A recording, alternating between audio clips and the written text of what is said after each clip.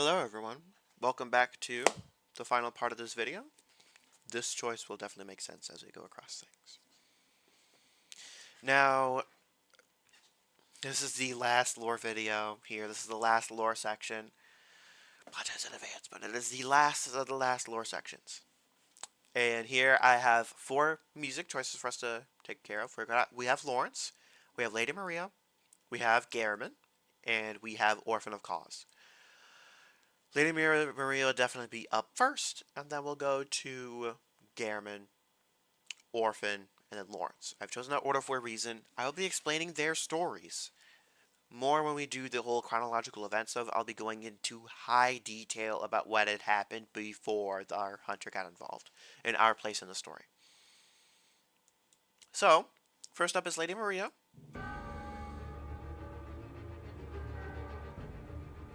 And the chime is obviously because she's in a clock tower, it's a clock chime.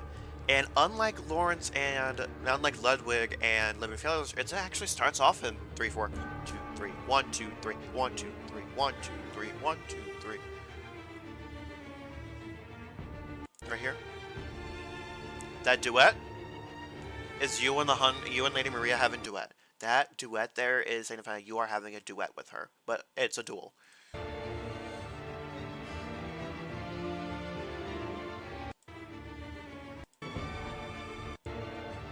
She's kind of skipping around.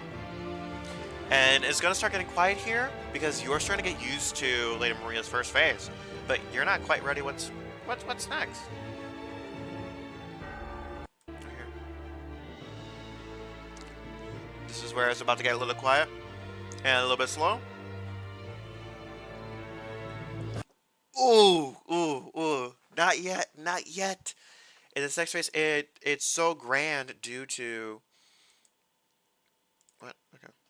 Okay, there we are. But it is grand because she is a vile blood. She is a vile blood, and her accepting the fact that she is a vile blood and using that blood to fight you with is her finally accepting who she is, and using that against you essentially. And by the way, yes, the doll is a representation of her, but we'll get there. I urge you to offer me the miserable vein in order to cut it. I'm pretty sure the miserable vein causes blood, and she doesn't want to deal with it anymore. A life tormented and cursed due to she's more so referencing the living failures here.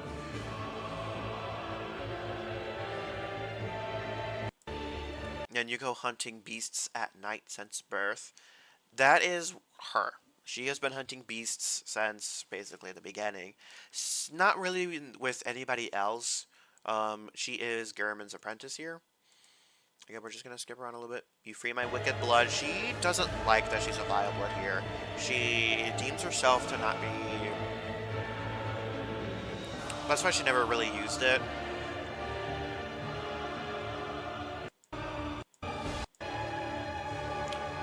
It's hard to tell what she's saying here because the music here gets a little chaotic here. Like, it's hard to hear any sort of lyric. It's getting chaotic because she's getting more frantic and the fight she's becoming more aggressive and definitely urging to kill you a little bit more. And those lyrics again. But I want to get to the third phase.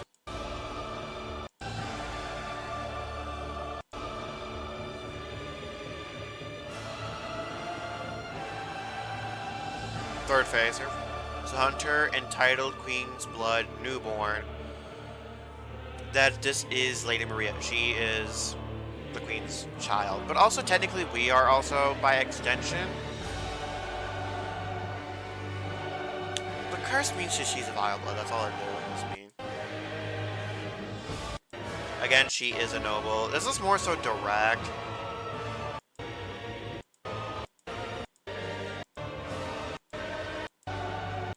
And it just repeats, but it is a 1, 2, 3, 1, 2, 3, and it is sort of clock based. But that is kind of it for Lady Maria's music. It's a lot less nuanced than Ludwig and even Living Failures by extension.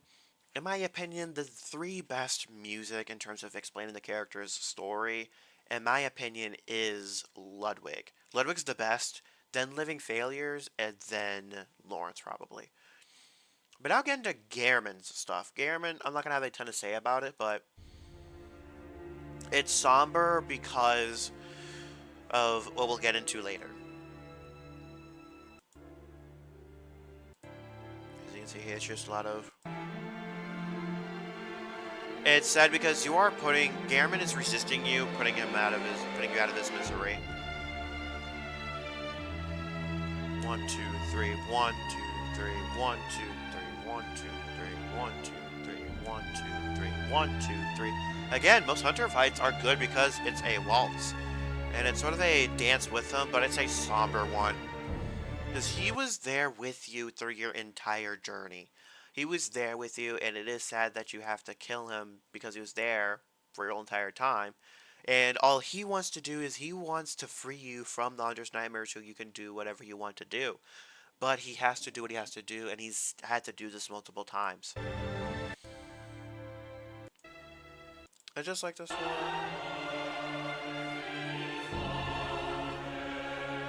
I'm not going to get into the lyrics here, because Gehrman's story is very well explained without the music. Again, very somber, because it's a bittersweet moment in Bloodborne to kill him. And, the music is just so good in Bloodborne. I don't know what else to tell you. Orphan of Cause is a little bit different. It's right here. So keep in mind, Orphan of Cause, you are killing a newborn Great One, essentially, and that is wielding its mother's placenta. And his mother is dead. Yeah, Bloodborne is not the lightest of stories, but it's really dark once we get into things. And this right here is sort of a lullaby because what do you sing? Who do you sing lullabies to? To infants. And Orphan just got born, so this is sort of a lullaby, like. And he's also, well, he's aggressive as hell, but he's less aggressive than in his second phase. But again, this is a lullaby because he is an infant here. And we'll just skip ahead.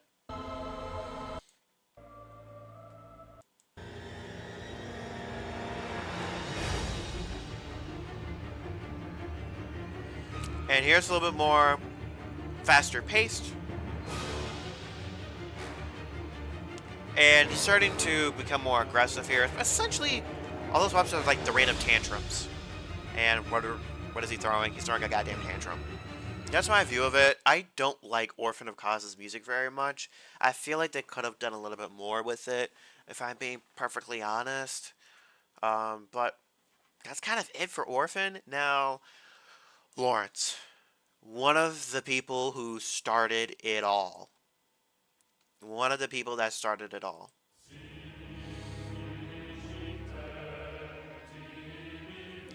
And again, unlike Ludwig and the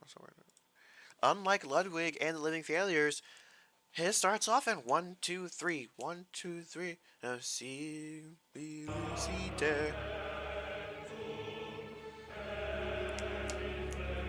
1, 2, 3, 1, 2, 3, 1, 2, 3, 1, 2, 3. In that church organ, he was a part of the church.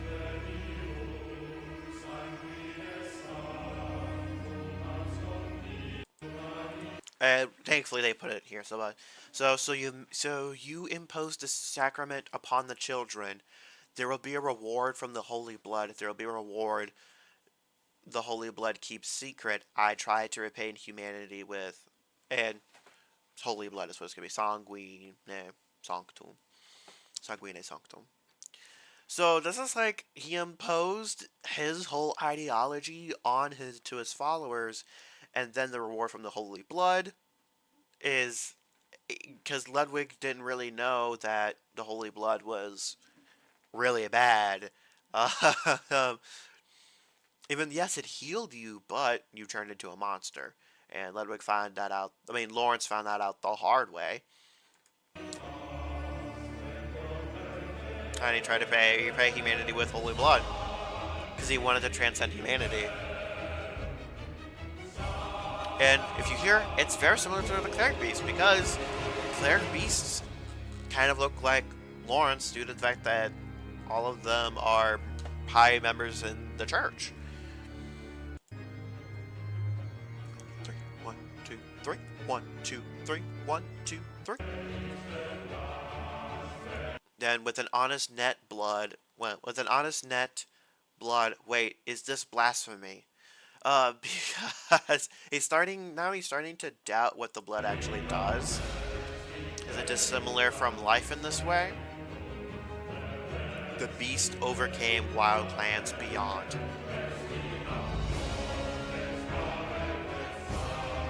He's starting to realize that, oh shit, I fucked up. Like, oh shit, I fucked up. I shouldn't have been messing with this shit. But he is, at fault for everything that happened. This mysterious reset by maintaining life was not absolved. He basically wanted to become immortal, essentially. And that's what he means by maintaining life. But it didn't. He got his wish, but didn't really exactly, not in the way that he wanted. And he spread the word of the holy blood because he wanted to do more experiments. And now that he's here in the hunter's dream, he wants people to know, it's like, hey, we shouldn't have messed with this.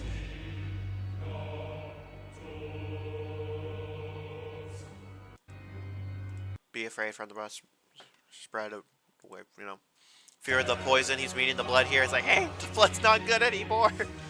But he knows he messed up.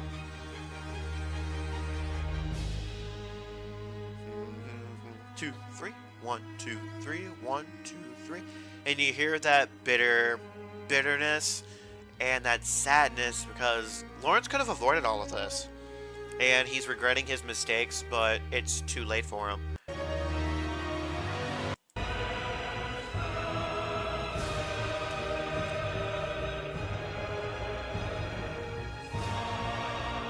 Pretty nice song. So, the feast is guaranteed by the holy blood, so let this languish wine be? I don't know what they mean by that, but it basically means you'll prosper with the holy blood, but you'll suffer, and you'll suffer with it as well. I think it just repeats itself. So, and then poisonous drink. He realized too late that he's screwed. So, yeah, that is. What the fuck? Okay, we'll just leave that up there for now while we talk about. Okay, what does this mean? What does this all mean? What does this all mean? I'll tell you what it all means. So, in the beginning, there were two Pthumerians. I know you've been waiting for this for a long time now. Almost 8 parts, right? The Pthumerians were an ancient civilization, right? And the Great Ones wanted to have a kid. They wanted to have a kid. However, they couldn't. They can't reproduce amongst themselves. So they wanted to reproduce through another means. So the Pthumerians chose a Pthumerian queen to have a child with that Great One. And I subscribe to the idea that it is Odin, the Formless One, due to Murgo's likeness, and the fact that Orphan of Cause is similar to Cause itself. So I'm assuming that Odin was the one, especially with the names of Tomb of Odin, Odin's Chapel, all that stuff. I'm assuming that Odin was the Great One that impregnated the Pthumerian Queen. And then after a while, they realized that people were starting to turn into beasts or whatever. And unfortunately, they decided to rip out the baby that the Pthumerian Queen had. The Pthumerian Queen obviously dies and her spirit goes into one of the dreams, into sort of like a spirit state, I describe it as. And Murgo was a Great One that sort of had no form, so we don't see a child in Murgo's Wet Nurse's boss fight. I believe that is Murgo herself.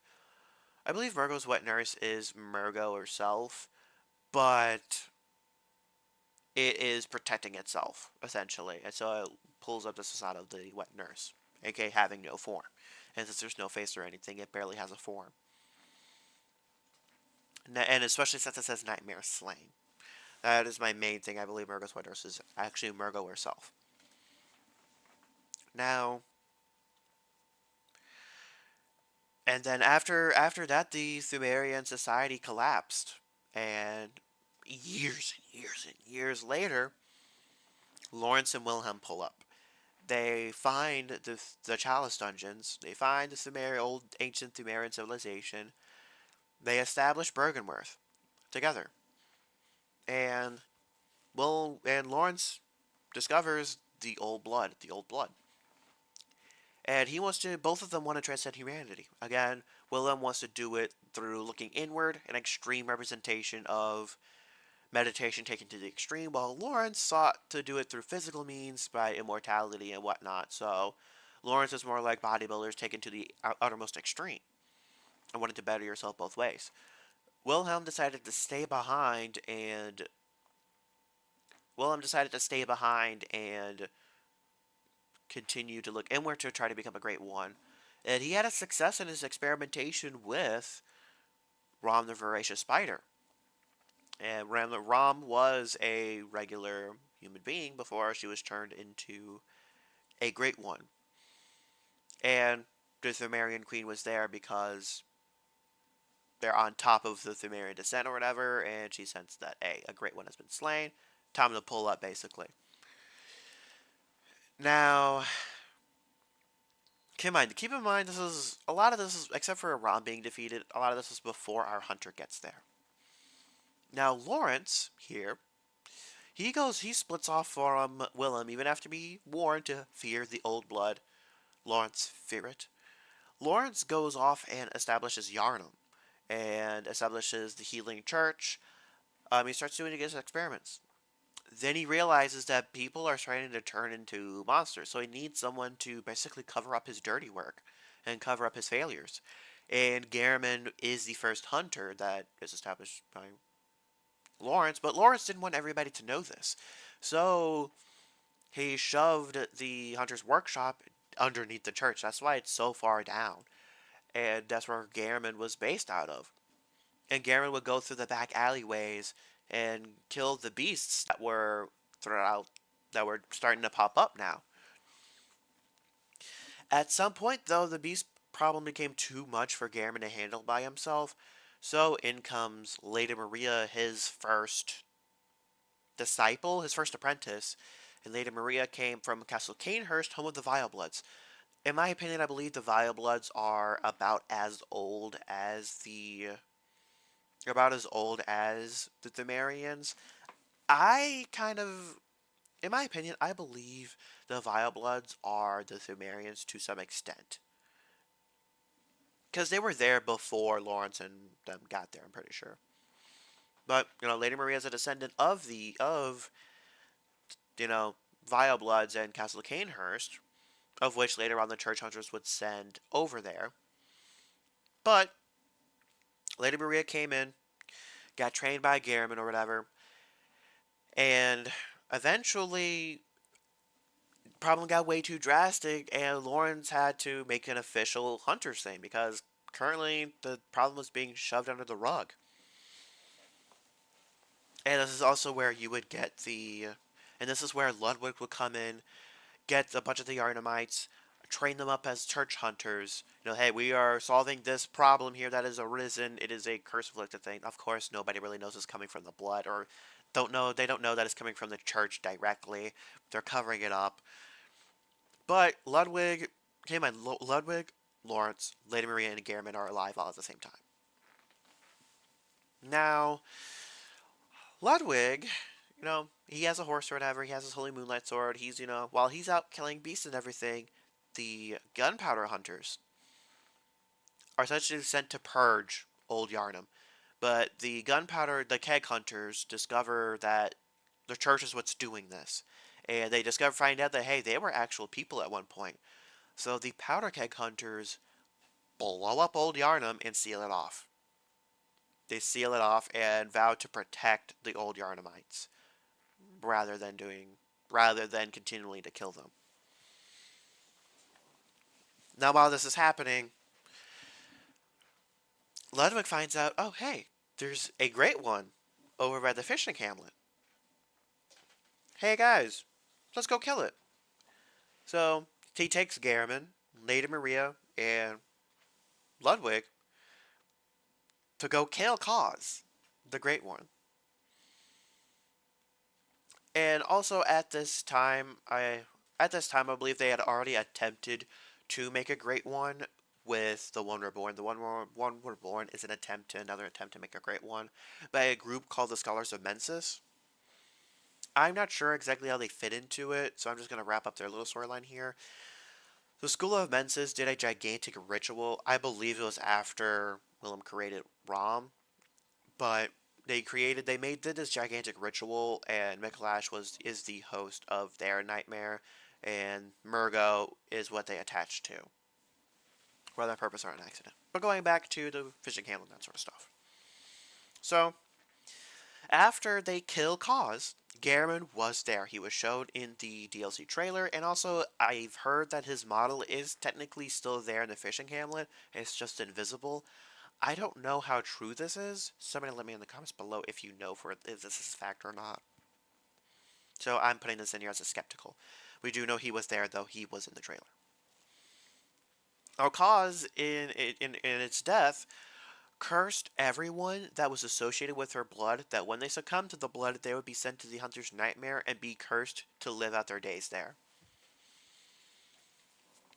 And unfortunately, this extended to the Orphan of Cause as well, even though it wasn't born yet, due to the fact of Cause being associated with. And unfortunately, since Orphan of Cause is made of, Cause, it couldn't avoid being cursed by Cause. And by the time, and unfortunately, it succumbed to blood or whatever, got sent to the Hunter's Nightmare. Same with all the villagers and the fishing hamlet and the living failures and everybody associated with it. At that point, Cause parasites started to infect the villagers, turning them to basically fish people, and they got sent to the Hunter's Nightmare. Now, this is when things sort of get a little fucked up. Lawrence decides to start experimenting on the villagers to turn them into great ones or whatever, and the fluid that's sort of in their brain is the pet cause parasites, essentially. Kind of turning their brain into mush. At this point, Garamond hasn't succumbed to the blood. Some point after this, Garamond gets approached by the Moon Presence and makes a deal with it. The Moon Presence's goal is to kill all other Great Ones. That is the Moon Presence's goal, is to kill all other Great Ones. And to help with this, he needs Garamond. And every hunter that gets sent over to the Hunter's Dream helps kill Great Ones with Garamond. With Garamond's mild assistance, with his workshop and everything. So he is escaping. He escaped his fate of going to the Hunter's Nightmare. Everybody else was not so lucky. So the living failures were experimented upon until they died and got sent to the Hunter's Nightmare. The living failures, unfortunately, would end up dying at some point, because everybody in the Hunter's Nightmare has died in the real world. The living failures died at some point in the real world. I'm not sure exactly how, but they got sent to the Hunter's Nightmare and are forced to suffer there, unfortunately. Lady Maria, after all the experiments were done and everything, she apparently threw her main weapon down a well, and she kills herself she locks herself up in the clock tower and kills herself. She committed suicide. Ludwig would die and get killed after succumbing to his beasthood nature, and unfortunately he would die and get sent to the Hunter's Nightmare, and he fused with his horse. Because his horse was a part of the battle as well, and both succumbed to the blood. Lawrence, as you saw, he turned into a cleric beast. He turned into a cleric beast and put on fire. And he got sent to the Hunter's Nightmare for it as well. All of those hunter bosses, all those hunter and mini enemies that you see in the hunter stream, they suffered the same fate. Same with the Arnamites. They suffered the exact same fate. Now, after all of their demises, then after that, many years pass. Vicar Amelia becomes the next vicar, and the witches of Hemwick start up their experiments on hunters, and their success. The church's successful experiment is the celestial emissary, and Abradus by extension is a great one that is there. I'm not exactly sure. I'm pretty sure Abradus has something to do with the celestial emissary's success. I'm not quite sure though. And Bloodstarved Beast is also evidence of the church's old experiments. Now this is where we come into the story. We go to the healing church because the healing church spread the word that hey, we got healing, we got heals. We come there because we are sick. We don't know what we are sick with, what our hunter's sick with, but we come there. We are chosen by the little dudes, and by extension the moon presence, to become a hunter. So Garmin helps us out. We go through. We meet Gascoigne's daughter. Gascoigne's daughter does not have a happy ending to her quest. Again, I've already explained that in the previous video, which is just a keynote. She dies no matter what. Gascoigne, again, watch previous episodes. If, you want me to explain more into detail, watch previous episodes. We kill the cleric beast. We kill Gascoigne. We go to the old yard, and we break in there. The Palace Powderkeg Hunter, Dijkstra, doesn't like us there. We see the church's old experiments with the Bloodstarved Beast and everything. And the reason why the Bloodstarved Beast doesn't exude blood is because they drained all of the beast's blood out of it. And that's why it drops like a little frenzy thing. And after that, we keep progressing. We get to Bergen. We get to the Shadows of Yharnam. Shadows of Yharnam always protect great ones. We get summoned to Canehurst. All that stuff happens. We get to Bergenworth. What do you know? We see Rom there. We kill her. And that opens up the nightmare, the Mensis ritual that the scholars of Mensis were performing. And this is where I believe that the One Reborn is probably... I believe the School of Mensis is an offshoot of Bergenworth. But we go in there. We go kill Mikolash, go kill Murgo's Wet Nurse. The Thumerian Queen that is her looking at her child, crying. I don't kill the Thumerian Queen here. Prostitute ends up dying. Yusufka dies. The church woman stays alive or whatever. Eileen ends up leaving after the Crow of Canehurst. We don't really know what happened to her, but we do. It is heavily guessed. You can surmise that, and it's heavily implied that she didn't die, because how she's done is different than all the other NPCs that die. But then, we go up to that Amygdala. It sends us to the Hunter's Nightmare, because at that point, we have the Eye of a Blood Drunk Hunter from Lawrence. At that point, it's evidence that, oh, you're drunk on the blood. Okay. Amygdala picks you up. Bam, you're sent.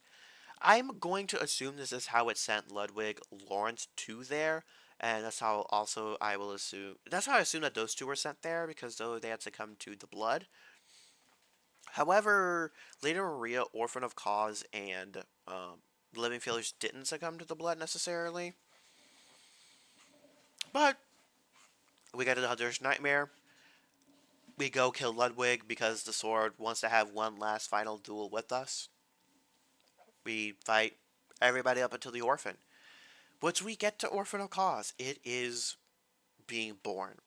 After we kill the infant that has just been born, that is also a dead parent, it only gets placenta. As we put it down, that shadow that we hit destroys the Hunter's Nightmare. At that point, that nightmare is no more. I would also assume once you kill the great ones, I subscribe to the idea that those dreams end. So Ram is not the host of a particular dream, except her own little mini world. So once you kill her, that world is gone.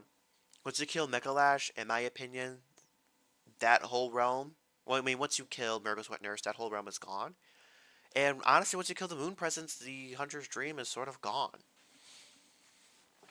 The first ending, Gehrman kills you, and you wake up into the hunter's dream. You submit your life to him, and you wake up with no memory of the night that just happened. It's unclear if you are healed or not, or anything like that. In the second ending, you replace Gehrman as the new hunter to go kill to help people kill great ones. However, the last ending, which a lot of people consider to be the true ending, I think is the true ending if there is no sequel. You consume 3 umbilical cords by people that tried to impregnate themselves with great ones, or great ones themselves. You consume them. This is also why I assume that Murgo's wet nurse is actually Murgo herself, due to she drops 1/3 of an umbilical cord. Those are only dropped by NPCs that have the child, whatever, the half great one or whatever. So once you consume those, what is 1/3 plus 1/3 plus 1/3? It's one. You are officially a great one at this point. And because you're a great one, you can resist another great one's power. And once you kill the moon presence, you turn into a little slug, which you have become a great one at this point. And with that ending as well, the doll takes care of you. The doll is there for you always. And the doll, funnily enough, is also, I forgot to mention, the doll is Lady Marie is sort of a Lady Maria suit that has her own personality, in my opinion. She has some of the feelings. She has the same personality and feelings that Lady Maria does, but she is sort of her own person in her own right. She was created because Garamond got lonely, and he loved Lady Maria, but Lady Maria didn't really love him back. But yeah, that is all. I condensed as much information as possible, but again, I highly recommend y'all check out. The Bloodborne music. It's really good. Kind of a bittersweet because this series has been going on for a while. I appreciate the views that the series has gotten. I appreciate y'all just checking these out and letting me know what you think in the comments below. As far as what the future of the channel is, next year is going to be a dead year for video games. I've already looked at the releases for next year, and there is not a single game that really catches my eye.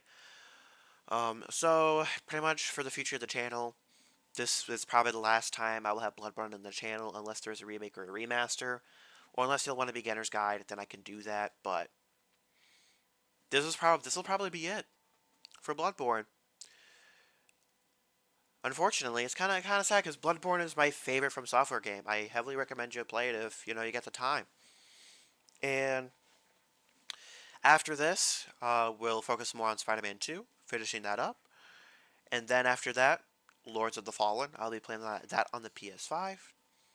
And then after that, I'm not exactly sure. Due to this is gonna take a while to get through. It's gonna take months to get through those two games, Spider-Man 2 and Lords of the Fallen.